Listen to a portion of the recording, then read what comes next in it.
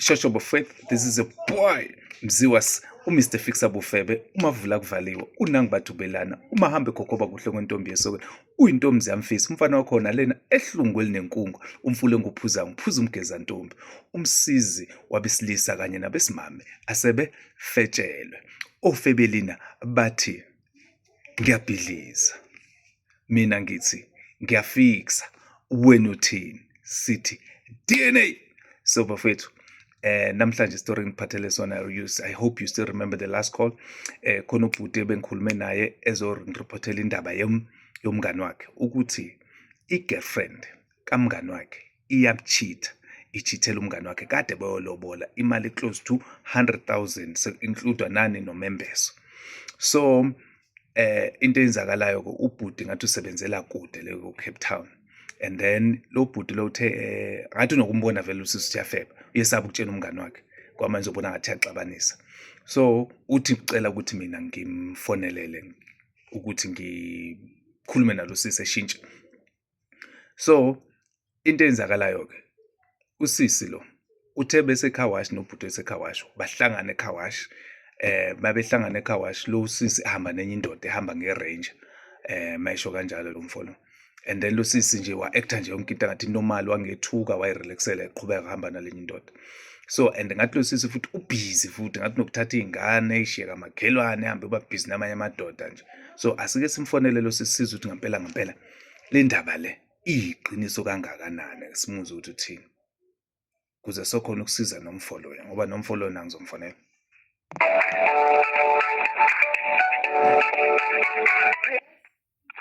Hello. Sawubona sisi unjani?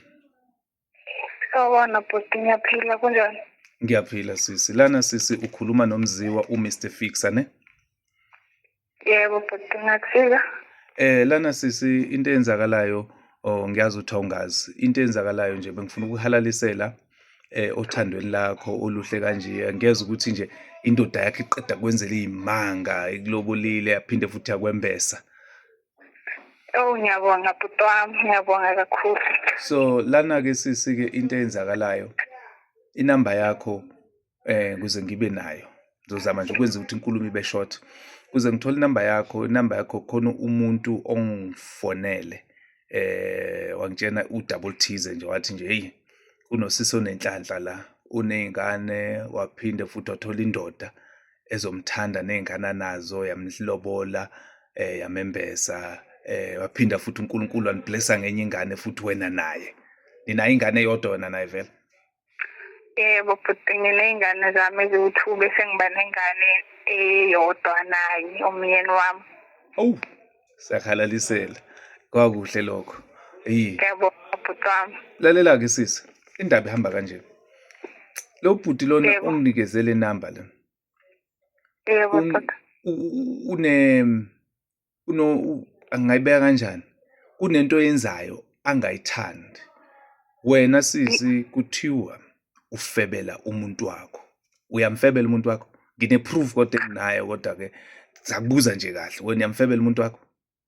Cha ngeke bhuti, akulona iqiniso lelo, angifeba ngimfebela umyeni wami.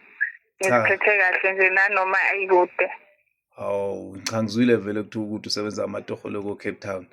Ngiyezwa vele hayi ivoice enhle kanje umuntu ophansi kanje nokufebe hayi nami ngakuphikela impela uyenze into ngathi bayakusukela kodwa. Awu cha ngikwenze lokho bhuti wami, themba mina. Lalela ke sisi wena ubuseKawash uhamba nenye indoda.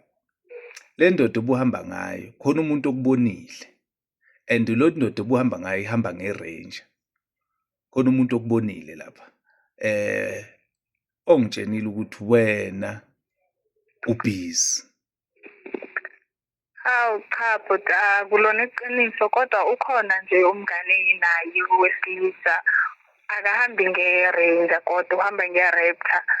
Kusho ukuthi-ke ngibonwe uye-ke yena uSipho umngane womyeni wami.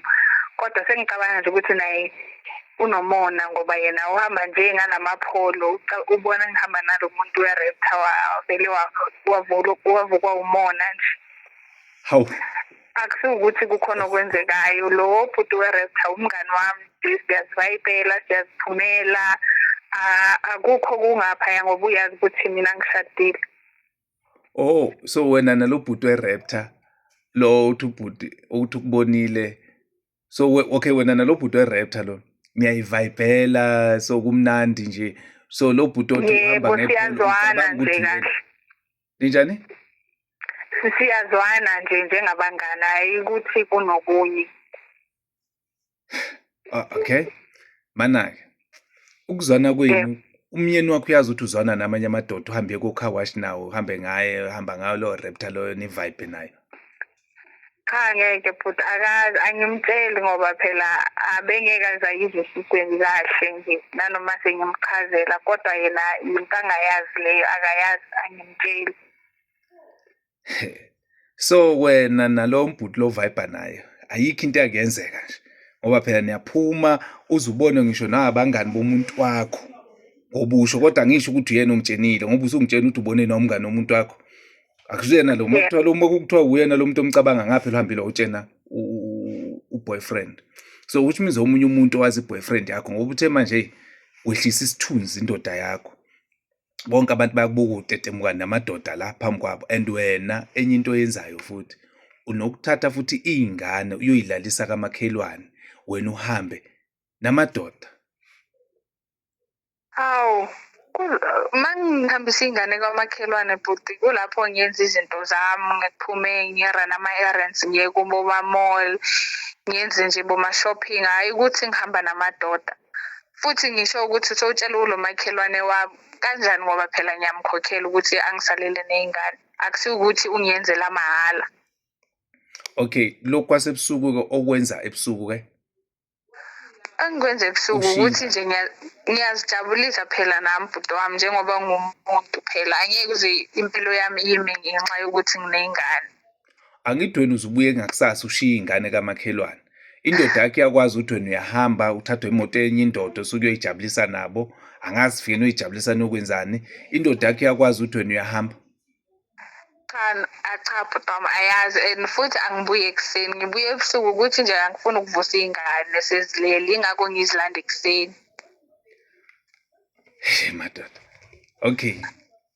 Le ndoda yakho mayingazi ngale ndaba lena-ke ukuthi wena uhamba ngobhuti bama-Raptor, abangani bakhe bayazi ukuthi wena hamba namadoda ama-Raptor, wena bayazi ukuthi wena futhi unakhuzanisa la esayidini, unokuhamba ebusuku ushiye ingane la, mayingazi ngazo zonke lento lezo ungathini?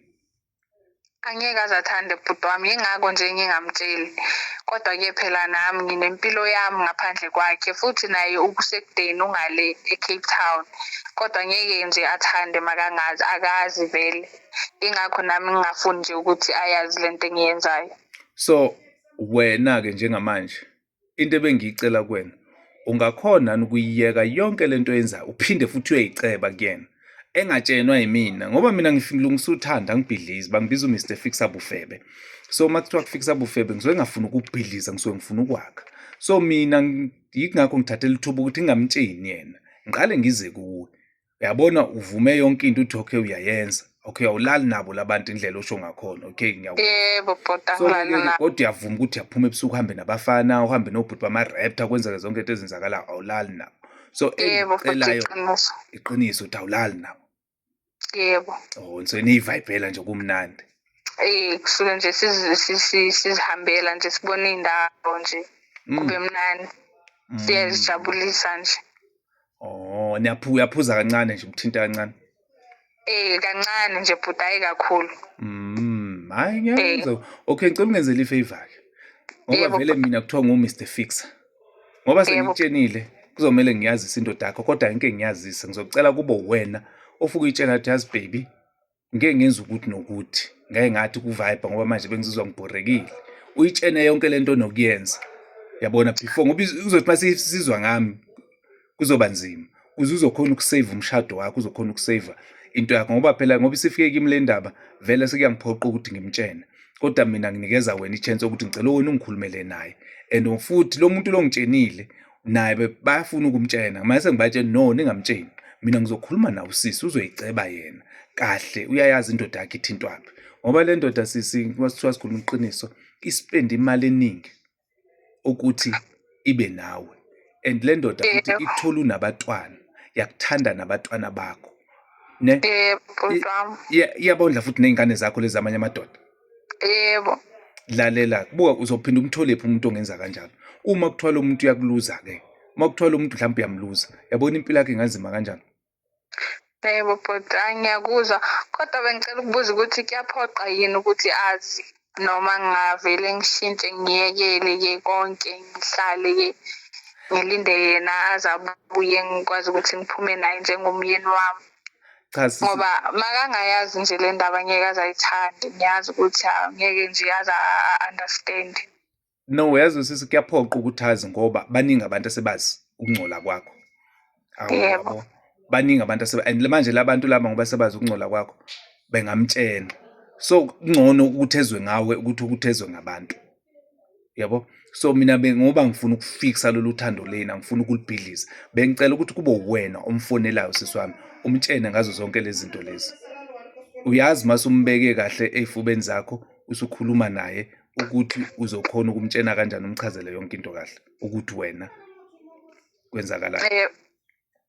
Yebo, ngiyakuzwa-ke bhuti, angizozama nje ngizobheka isikhathi nje esilungile sokuthi ngihlale naye phansi ngimazise. Bese ngimazisa ukuthi angeke ngisaphinda nje ngishintshe indlela zami nje. Ngibe unkosikazi oqotho.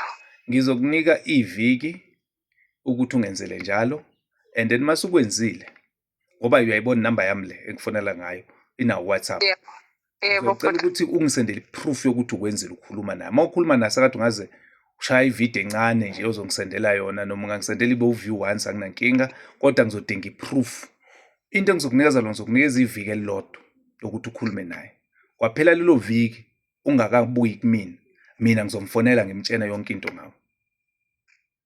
Kulungile bhuti wami, ngiyabonga, ngizokwenza kanjalo bese ngiyakusendela nje iproof yokuthi sengikwenzile lokho okucela ukuthi ngikwenze. Sisi wazi waba nomoya omuhle man, wazi waba nomoya ophansi. Lezi zinto zenza ayifani nawe man, ngicela uyiyeke, kodwa ngiyakuzwa uyathembisa ukuthi uzokwenza lokho. So mina ngibonga kakhulu for isikhathi sakho, and ngiyacela ukuthi ulungise umshado wakho ngoba angifuni ubhidlike, ngifuna ukuthi ulunge. Nami ngiyafisa ukuthi abantu bebe nezinto ezinhle ngoba usubonile nje, awukuthathe nje njengamanje mawulala uthathe sengathi lo bhuti akekho empilweni yakho, impilo yakhe ingaba kanjani. Ubona i-value yakhe, ubone nanokuthi ukuthanda ngokweqiniso. Okay? Yebo bhuti, yebo, ngizokwenza kanjalo bhuti wami, ngiyabonga. Ungenzela ifavor ukuthi ukhansela udelete onke amanamba abo bonke labantu okhuluma nabo, abo bonke amanamba labantu labo obusy nabo, ngiyakucela. Ngoba labo bantu mangakutshela into eyi-1 ngithi ufuka mongathi nje kulabo bantu lalela la sengiyalila indoda yami, sengicela ukuthandana nawe kuphela. Labo bantu labo ngeke bekuvume ngoba sebeyakwazi ukuthi umuntu onjani, bakubuka njengomuntu oluzi, njengomuntu oyisifebe, umuntu ongavumela intombi yakhe ihambe nenye indoda. Nabo kwabona labantu onokuhamba nabo angeke bevumele iy'ntombi zabo abayithanda ngempela ukuthi ihambe nenye indoda. Kwawena indoda yakho ngeke uyivumele ukuthi ihambe namanye amantombazane, yenze lento oyenzayo namanye amantombazane. Ungakuvuma lokho? Cha, ngeke bhuti wami. Ngicela ungenzele kanjalo kawo. Ngiyabonga kakhulu sisi wami, yazo. Ngiyabonga nami bhuti wami nge-advice. Siyabonga. Dale kahle. Yeah.